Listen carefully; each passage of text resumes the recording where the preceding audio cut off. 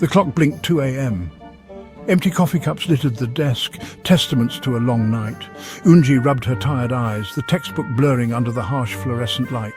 Another page turned, another equation wrestled with. Sleep beckoned, but failure was not an option. Not in Korea, not with the looming shadow of the Sunyoung, the college entrance exam, dictating her future. Every test, every quiz felt like a life-or-death match. Competition was fierce, a silent war waged in classrooms and exam halls. Parents, teachers, society, all chanting the same mantra: study, succeed, excel. The pressure was a physical entity, a weight on her chest that made it hard to breathe. Yoonji often wondered if they, too, felt the same suffocating pressure. Exhaustion was a constant companion. Dark circles under her eyes, a permanent fixture. Weekends were not for rest, but for extra classes, for catching up, for staying ahead. Social life, a luxury she couldn't afford. The pursuit of academic validation had become an isolating endeavor. Yoonji had seen classmates break down, their bodies and minds pushed past their limits. The cost of excellence, she realized, was far too high. Yet, amidst the fatigue and the pressure, there was a steely determination in Unji's eyes, a resilience forged in the crucible of relentless competition. She saw it in her classmates too, a shared struggle, a silent understanding. They were warriors, fighting for their future, even if it meant sacrificing their present.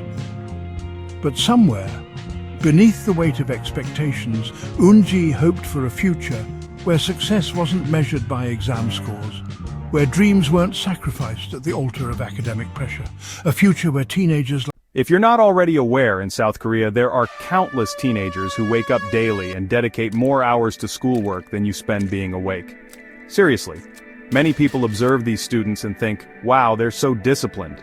But in reality, most of them dream of leaving school to join in a sports team. A significant number don't even bother showering, and their go-to productivity hack is chugging an entire iced Americano between subjects.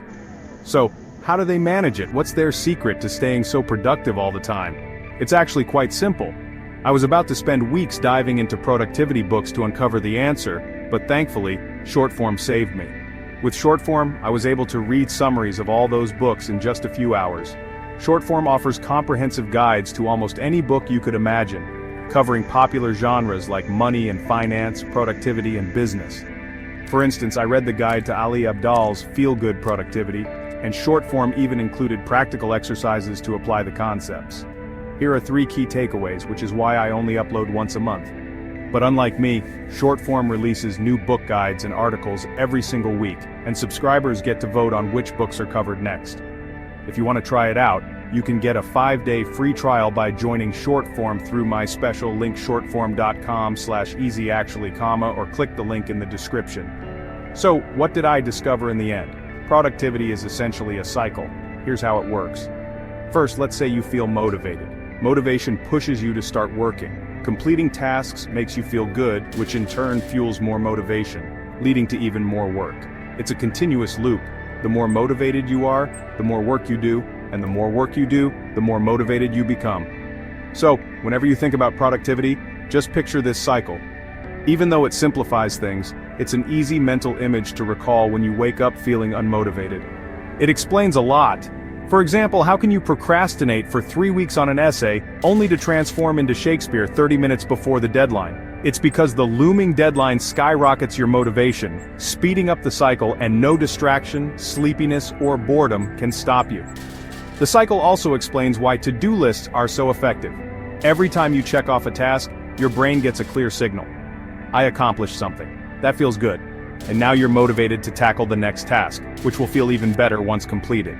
This is why highly productive people almost always have detailed to-do lists.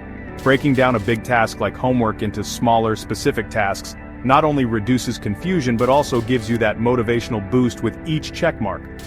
To make the cycle as smooth as possible, create a detailed to-do list. More detailed. Even more. Okay, that's good. It's also important to know that even if you lack motivation, you can kickstart the cycle using self-motivation tricks. Here are a few. Remind yourself of your why, what drives you and what your end goal is. Reflect on what you enjoy about your work.